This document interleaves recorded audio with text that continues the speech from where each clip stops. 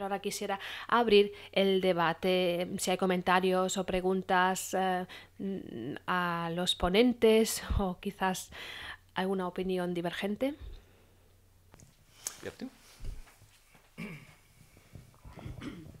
Wenn über die Finanzkrise geredet wird. Sí, cuando se habla de la crisis financiera parece ser algo muy abstracto. Parece que se hablara de un desastre natural que haya ocurrido. Pero considero que han participado muchas instituciones, han participado bancos, y no es nada abstracto, sino que hay personas detrás de todo esto. Y cualquier persona que cause un daño tiene que responsabilizarse de ello, y tenemos que lograrlo, que los políticos sean responsables y responsabilizados de lo que hacen. Y muchos de los políticos de hoy en día no hacen nada bueno, sino que solo causan un daño inmenso. Y toda la clase política que está en los gobiernos nacionales y que está en Europa son incompetentes, no tienen ninguna visión, y claro que con estos políticos no podemos crear una Europa democrática.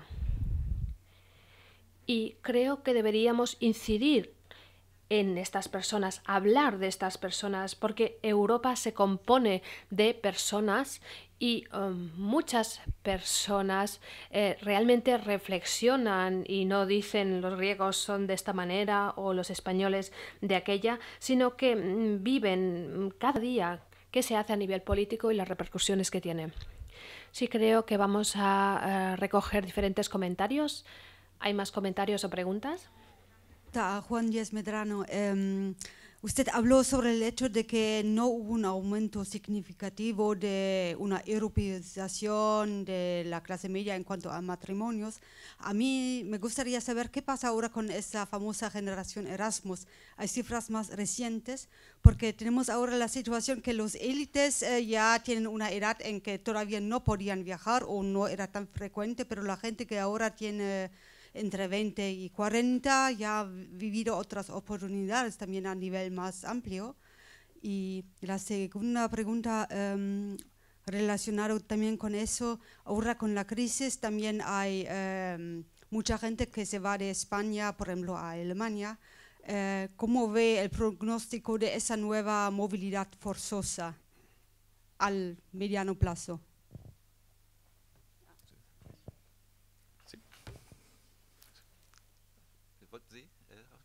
Ja, wir sammeln noch ein, zwei weitere Wortmeldungen. Vamos a recoger 2 o 3 comentarios y luego le damos la palabra a los ponentes.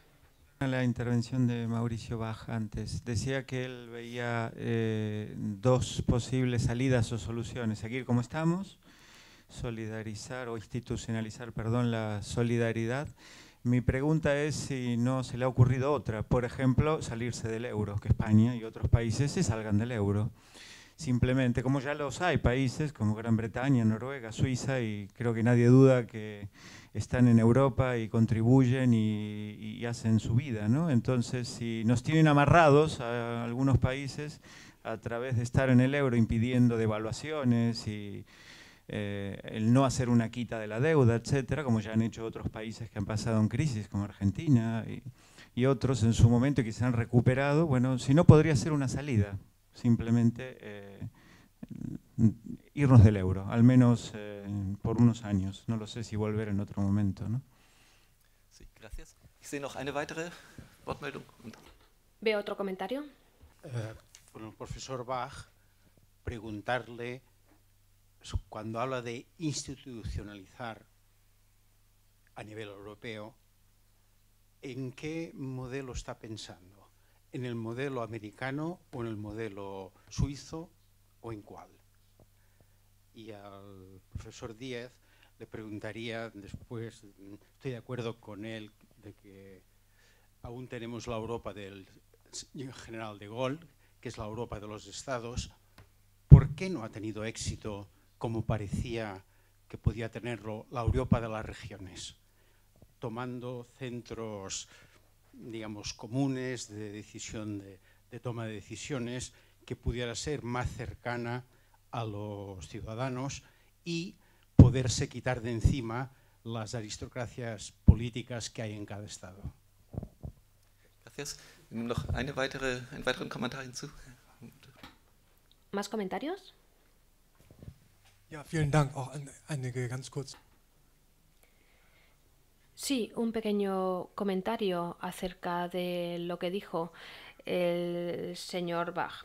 Al principio dijo que lo que estamos viviendo con el euro que es una consecuencia no intencionada y en general sí que puede ser correcto, pero yo creo que hay varios actores que ya podían prever que iba a suceder o incluso lo buscaban y que buscaron esta unificación, que presionaron esta unificación que tendrá que tener lugar si no se desmorona toda la estructura. El euro no es nada nuevo, ya los primeros planes remontan al año 1987 y a principios de los años 90 ya se habló de la posibilidad de tener un gobierno económico, de tener una consolidación económica y luego vieron que no era posible de esta manera y el canciller Kohl perseguía algo diferente, pero aún así se persiguió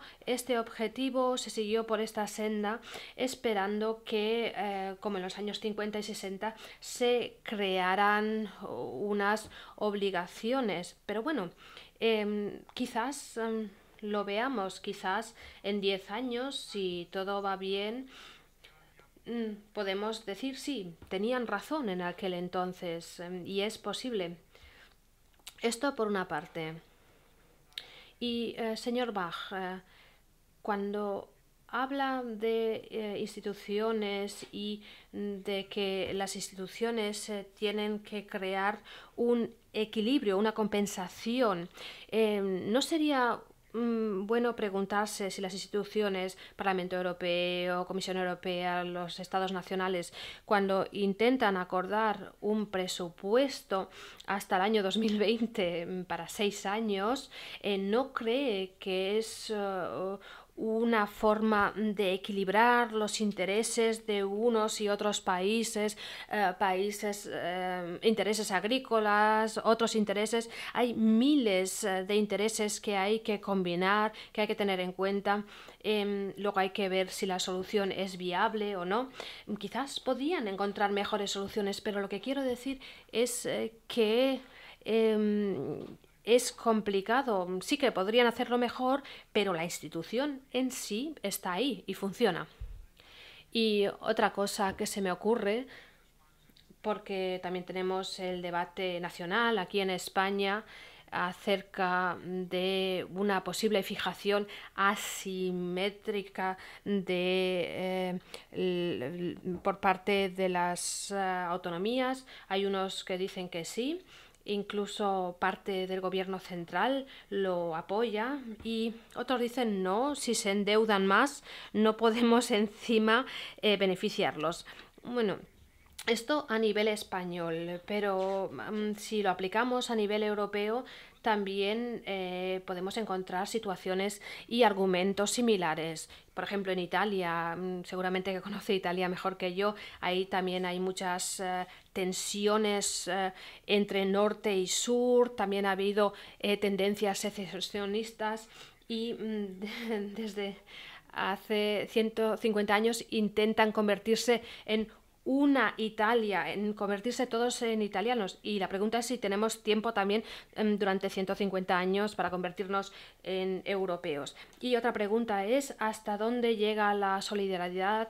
La solidaridad estuvo ahí, se adherieron, se aceptaron nuevos estados países, Rumanía, Bulgaria, etcétera. Pero realmente podemos esperar del ciudadano alemán o el ciudadano español que sea solidario con una caja de ahorros en no sé qué región de qué país. La pregunta es si la solidaridad puede ir tan lejos, porque las personas en su gran mayoría no están preparados para ello. Muchas gracias. ¿Hay más comentarios? No, solo una pregunta. ¿Cuál es la capacidad de actuación de los políticos? Porque ahora que ya no tenemos el contrapeso del Este, no hay ningún sistema de sociedad alternativo, los poderes están mucho más libres, tenemos esa dominación en el sistema económico y en ese sentido, ¿cuánta libertad tienen los políticos? Voy a dar la palabra a los ponentes y luego, si tenemos tiempo, podemos abrir otra ronda de preguntas. Adelante. Son todas muy interesantes. Voy a responder un poco a las que más bien iban dirigidas hacia mí. La primera pregunta o comentario que ha hecho sobre los políticos y su responsabilidad ante la crisis. Estoy totalmente de acuerdo con usted en que los políticos y actores principales de la crisis actual no han estado a la altura de las necesidades de los europeos, sobre todo de algunos. Al mismo tiempo, no me resisto a caer en una evaluación moral o basada en la capacidad de estos políticos diciendo, bueno, es que los de hoy son muy malos, pero en cambio si tuviéramos líderes como Helmut Kohl o Mitterrand o Delors, o si fuéramos Jean Monnet, me resisto a creer que esa sea la causa. Pienso que a nivel inmediato parecen ser las causas, pero no hay que olvidar, por ejemplo, que los cimientos de la Unión Europea se crearon en unas condiciones muy especiales. Es decir, que el contexto general favoreció el que determinados líderes pudieran obtener protagonismo y lanzar el proyecto europeo. Si esas condiciones no se hubieran dado, la destrucción que existía tras la guerra, el miedo que se tenía Alemania, la necesidad que tenía Estados Unidos de que se reconstruyera económicamente Europa, no hubiera habido Unión Europea. Entonces, Monnet y Schuman quizás fueron importantes, pero yo como sociólogo me resisto a creer que fueran los factores principales de lo que ocurrió. Y del mismo modo, hoy no creo que la culpa sea de Angela Merkel o de Rajoy o de estos actores. Pienso que hay fuerzas sociales más importantes, subyacentes, que explican por qué estos políticos no se ponen de acuerdo o por qué adoptan las políticas que adoptan, que normalmente se encuentran en un término medio de lo deseable y lo que sería desastroso, ¿no? Respecto a la segunda pregunta, que también muy interesante porque se la hacen muy a menudo, respecto al impacto que puede... Primero, la cuestión de los matrimonios. Efectivamente, muchos de nosotros tenemos amigos casados con personas de otros países y tenemos un poco la impresión de que esto va en aumento. La verdad es que no había ningún estudio sobre este tema hasta que empecé a dirigir este estudio, al menos en unos cuantos países, y nuestra sorpresa fue que realmente prácticamente no ha habido aumento en el número de matrimonios binacionales. Los ha habido en los únicos países que han recibido inmigración procedente de otros países europeos en número importante, como es España, por ejemplo. Ha aumentado mucho el número de matrimonios entre españoles y rumanos, pero porque en los últimos 10 años ha llegado más de 1 millón de rumanos a España. Pero este dato confirma la tesis principal, y es que las clases medias no se mueven.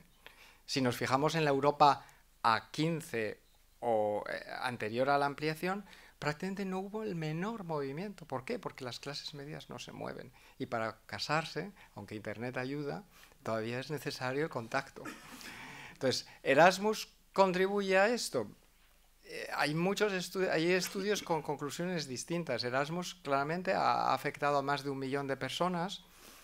El problema, pienso yo, es que Erasmus ocurre a una edad demasiado temprana. Los europeos se están casando a los 30 años, si es que se casan, mientras que estos chicos se van a los 21 y 22 años, donde dudo que estén pensando en emparejamientos de cualquier tipo.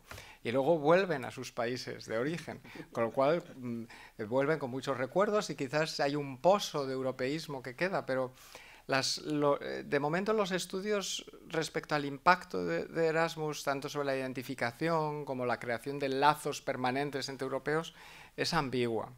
conozco un estudio bueno que se está haciendo que parece que muestra que hay un efecto un poco más a largo plazo. Y lo último que me ha dicho es muy, muy interesante. Efectivamente, desde el principio el mercado único y la unión monetaria incluso no tenían ningún sentido económico sin la movilidad de todos los factores, si no se mueve la población. Y el gran fracaso del mercado único fue que la gente no se movió. Y el fracaso no solo fue económico, fue un fracaso también social, porque se impidió la posible creación de esos lazos entre europeos que den lugar a la aparición de una clase media realmente europea. Paradójicamente, esta crisis y la tragedia que supone que mucha gente, la tragedia porque es una tragedia real, la emigración siempre pienso que tiene un elemento traumático, aunque incluso cuando se vive como aventura, y lo digo personalmente. Paradójicamente, las consecuencias de esta crisis es que por primera vez, desde que se creó el mercado único, vamos a ver a mucha gente de las clases medias yéndose a otros países de la Unión Europea. Y estas personas tienen la capacidad cognitiva y el background que les permita, quizás, no renacionalizarse al ir a otros países, sino que este proceso se traduzca en un aumento del sentimiento europeísta, en aumento de lazos más profundos y de desnacionalización de las identidades. Entonces, en ese sentido, paradójicamente, pienso que ese es el único efecto positivo de la situación actual. Y respecto a lo de la Europa de las regiones, simplemente diría que ¿por qué no hay Europa de las regiones? Pues obviamente porque hay clases sociales y poderes de carácter nacional a los que no les interesa la Europa de las regiones. Tras lo cual daría otro salto y diría que no estoy convencido de que la Europa de las regiones sea la solución. No es que esté en contra, es que no tengo ninguna información al respecto. Tengo la sensación de que en un mundo global casi sería mejor avanzar en la integración a un nivel más elevado. Pero hay argumentos buenos a favor de la gestión más local de los problemas que afectan. Quizás la clave está en cómo se distribuyen las competencias entre regiones, pero efectivamente yo pienso que no hay una Europa de las regiones porque no hay clases sociales a nivel regional o grupos sociales con suficiente poder como para empujar ese proyecto. Gracias, Juan. Mauricio Bach.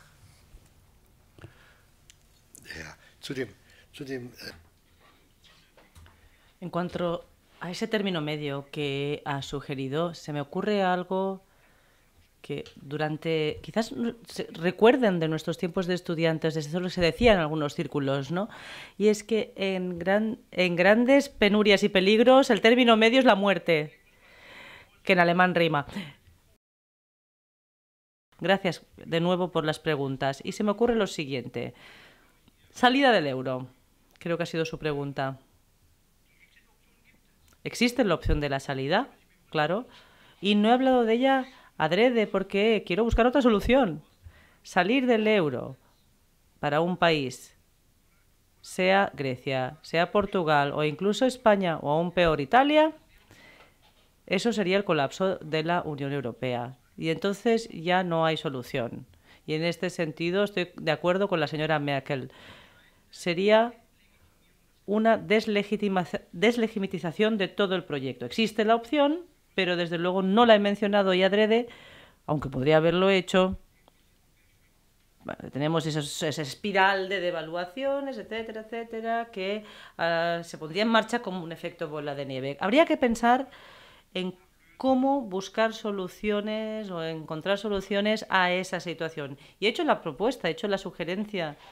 No es mía, de hecho, simplemente la he ampliado un poco. No sé si ni siquiera es posible técnicamente, es decir, la unión monetaria múltiple. No soy economista y no sé cómo va muy bien, pero una integración escalonada, pero no descentralizada, no centrífuga, sino bajo el tejado, bajo los auspicios de la Unión Europea. Ello también significaría reforzar la Comisión de nuevo y su papel.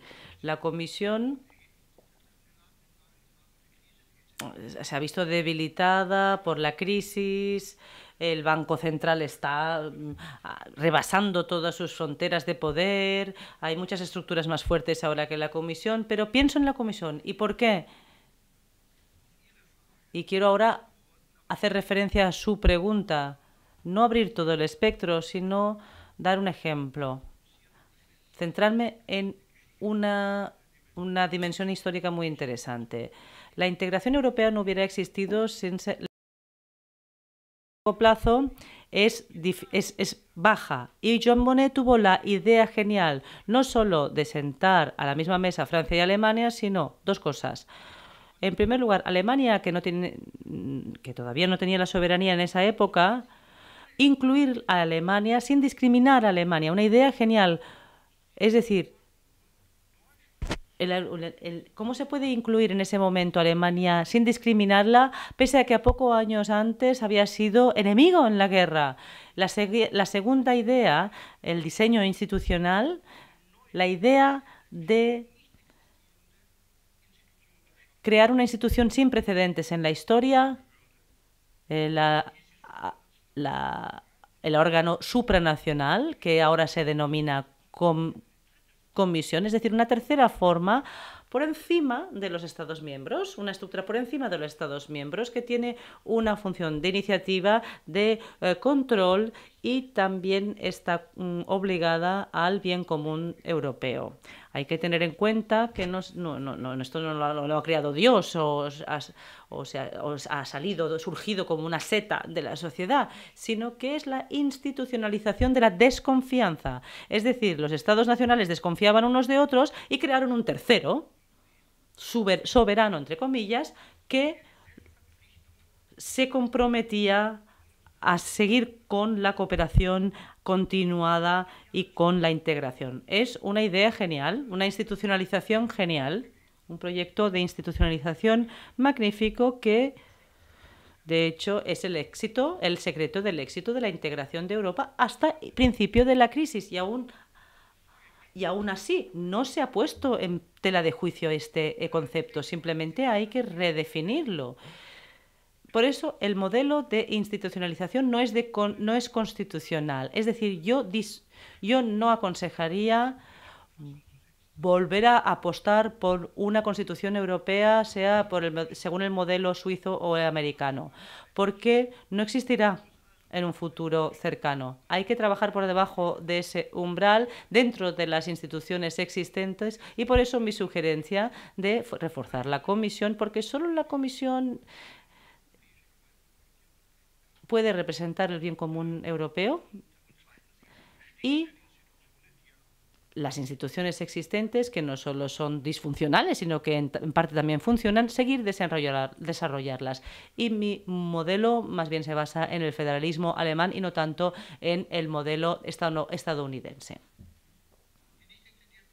Las consecuencias no intencionadas, tiene toda la razón. Ya había antes críticos, y esto lo conocemos en la sociología, es uno de los fenómenos más interesantes para los observadores sociológicos, las cosas que no tienen éxito, que no se aplican con éxito, puesto que hay muchos actores y muchos intereses distintos, pues eso causa una serie de consecuencias o repercusiones no intencionadas, a veces deseadas, a veces no deseadas, y la integración europea durante mucho tiempo fue un proyecto con consecuencias o subproductos deseados. Se trataba de integrar un ámbito, la economía, que cree tanta interdependencia que pueda aumentar la integración en otros ámbitos. Es decir, se apostó en el proyecto por una serie de efectos secundarios. Algunos fueron deseados, pero ahora resulta que algunos no son no deseados. Y es lo que está pasando ahora con la crisis.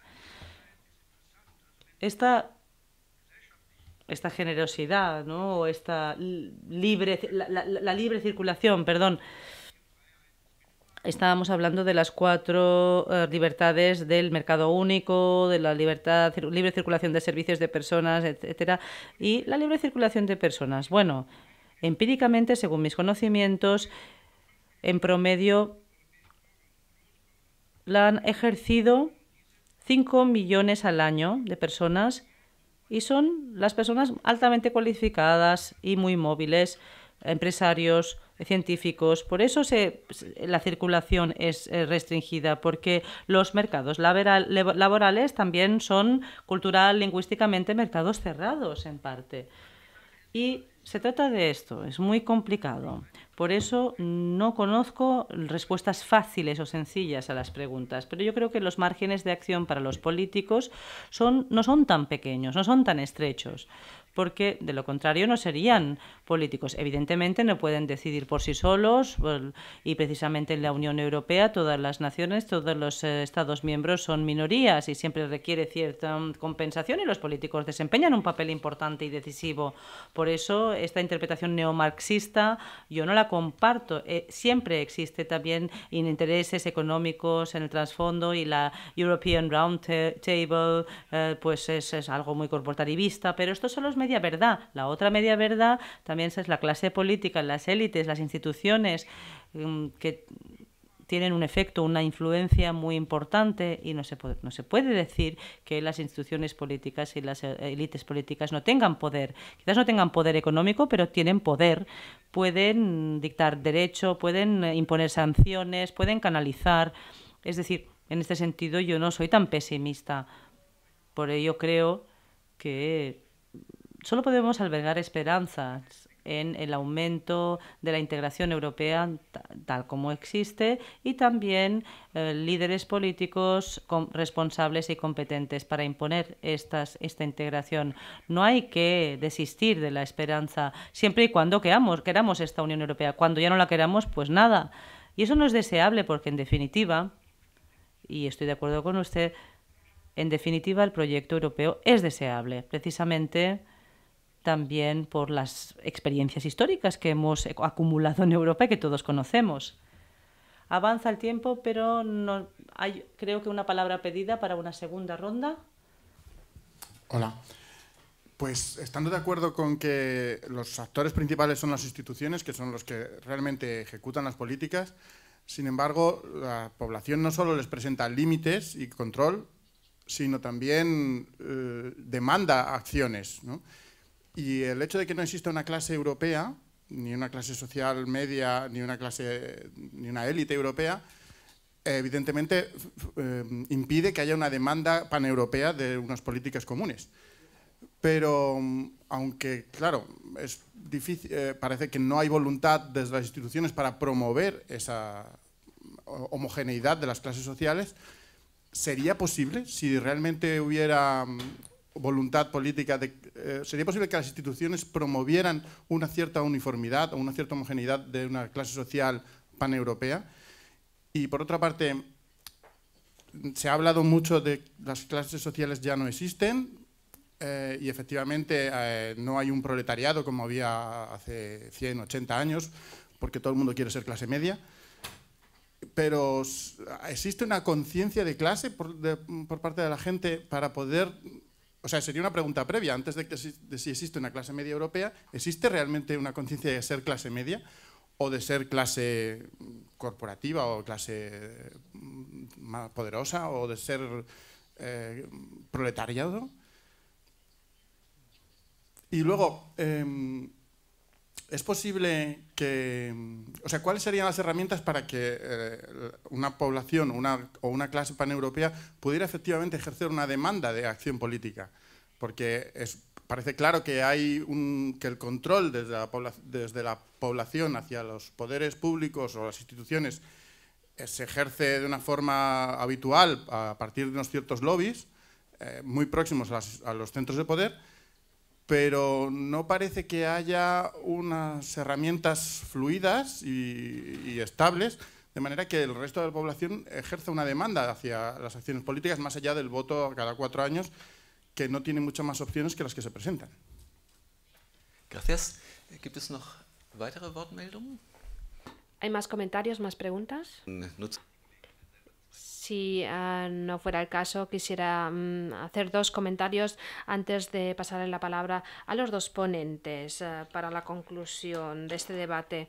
En cuanto a los comentarios que se han hecho, quisiera decir algo anecdótico.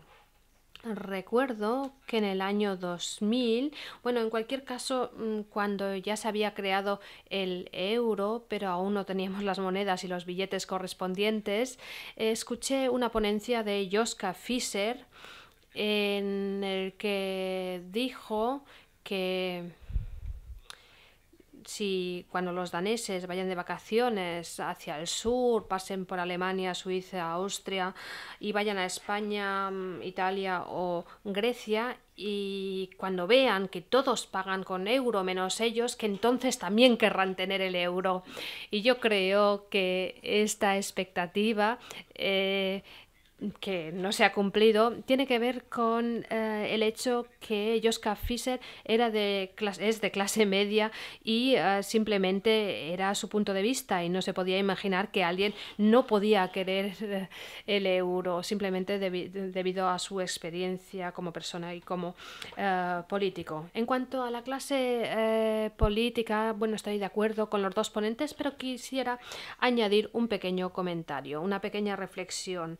Hay una observación que hacemos muy a menudo, que la clase política ha perdido calidad en los últimos 20 o 30 años y que sí que tiene cierta realidad empírica.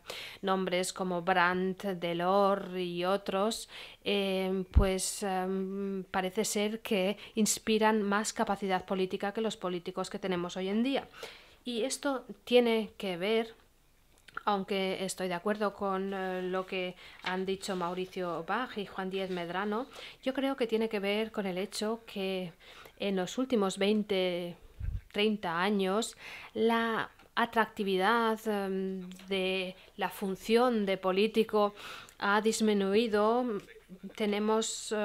Ha habido un cambio hacia una sociedad más bien económica y menos intelectual, de manera que las personas más capacitadas ya no quieren convertirse en políticos, no les parece tan interesante, y no tiene que ver que ya no exista esta capacidad, que no existan estos talentos, sino que los talentos ocupen otras funciones que hace 20 o 30 años. Y ahora le doy la palabra a los ponentes. Juan, adelante. Comentarios. La primera pregunta, si la entiendo bien, es si las instituciones pueden contribuir en algo a crear ese sustrato social que cree cierta estabilidad en el proyecto europeo. Y yo pienso que ya lo han hecho en parte. Es decir, por lo menos han creado las condiciones que favorecen el que en algún momento se produzca este cambio. Es decir, en el sentido, la libertad de movimientos dentro de Europa ciertamente favorece esto, el que se favorezca la adquisición de segundas y terceras lenguas, a lo que el Goethe Institut contribuye, pues obviamente también favorece esto. Al mismo tiempo, sin embargo, lo más fundamental en la creación de una de clases sociales paneuropeas será el que disminuyan las desigualdades económicas. En la medida en que tengamos un desarrollo desigual económico, será difícil que esto se produzca, y obviamente las instituciones podrían crear esa solidaridad paneuropea que favoreciera la disminución de las desigualdades. Es lo que propone el profesor Bach. Yo es que dudo mucho que existan una configuración política y social que favorezca el que esa transferunión se haga realidad. Es decir, el profesor Bach habla de la transferunión, de este mecanismo de solidaridad entre regiones y entre Estados europeos, cuando la sola mención del concepto en Alemania produce escalofríos a la mayoría de la población, o por lo menos es lo que parece. Entonces, tampoco es que sean más egoístas, representan unos intereses distintos a los que se dan en Grecia y se dan en Portugal. Yo no lo veo desde un punto de vista moralista o normativo, es un hecho. Ocurre en Italia, ocurre en España, entre Andalucía y las comunidades más ricas, ha ocurrido incluso en Estados Unidos durante mucho tiempo. Entonces hay un límite a lo que las instituciones pueden realizar. respecto a si hay clases, yo no quiero caer en un neomarxismo. Pienso que hay intereses compartidos, hay instituciones o organizaciones que sirven para coordinar esos intereses compartidos y que, por ejemplo, la European Roundtable of Industrialists es una de esas instituciones coordinadoras. Pienso que es más factible y es más realista el concepto de clase a niveles elevados de la estructura social que a niveles inferiores. Pero tampoco quiero caer en una concepción simplista de lo que es una clase social y decir hay clase social, es decir, un grupo de personas muy grande con una estrategia y unos objetivos claros para transformar el mundo. No creo que exista. No me creo las historias del grupo Bilderberg o todo esto. No creo en todo eso. Gracias, Juan. Maurizio. Ja, also yo no creo que las soluciones neomarxistas nos ayuden a resolver los problemas de la integración europea en el futuro, porque el neomarxismo es un concepto premoderno, obsoleto, que ya no puede resolver, no puede contemplar ni entender la complejidad de los procesos europeos. No hace justicia a lo que es Europa. Lo que vivimos ahora en la crisis, y tenemos que verlo en perspectiva, es que por primera vez en la historia de la integración europea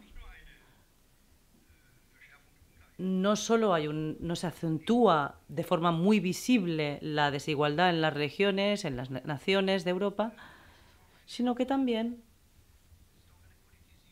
hay una politización del proyecto europeo, y esto no se daba, nunca se había dado en esta forma antes con el mercado único y con la expansión en los países del este, etcétera.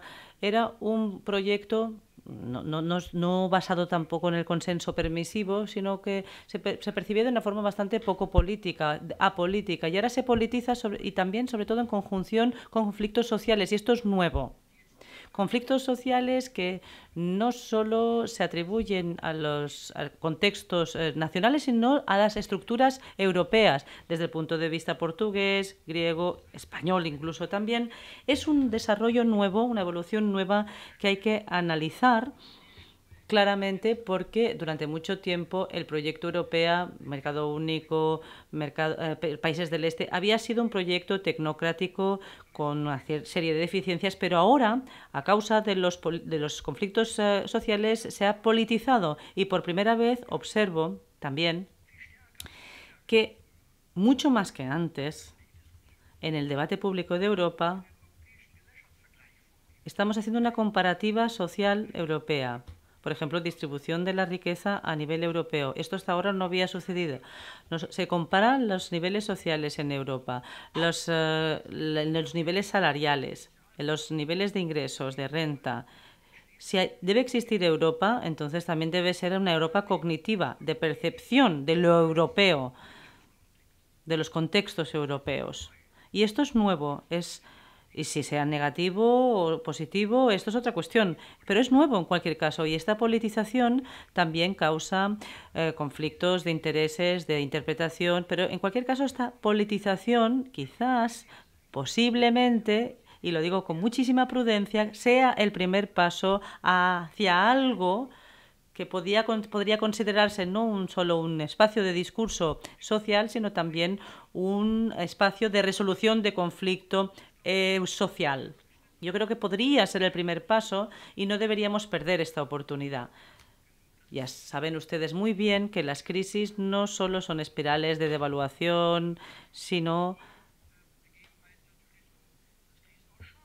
también significan oportunidades, y estas oportunidades hay que reconocerlas. Y esto no hay que quererlo, pero si queremos una integración europea y un espacio social europeo, también a nivel social, como digo, entonces hay que reconocer estas oportunidades y aprovecharles. Estas serían mis palabras finales. quedamos con una polémica, pero quizás no sea tan enorme como parezca, y de cualquier caso no es malo acabar con una polémica porque esto nos permite seguir debatiendo. Solo 2 observaciones. En primer lugar, este ciclo de debates continuará dentro de 4 semanas, el 17 de junio, el día de la unificación de la unificación alemana, y podemos hablar de la crisis como desafío de la democracia. Es algo que comentaremos con Ulrike Liebert y Pablo Laboleski, y también dar las gracias a Mauricio Bach, a Juan Díez Medrano, a todos los participantes del debate por este debate tan vivo y tan polémico. Gracias y hasta la próxima.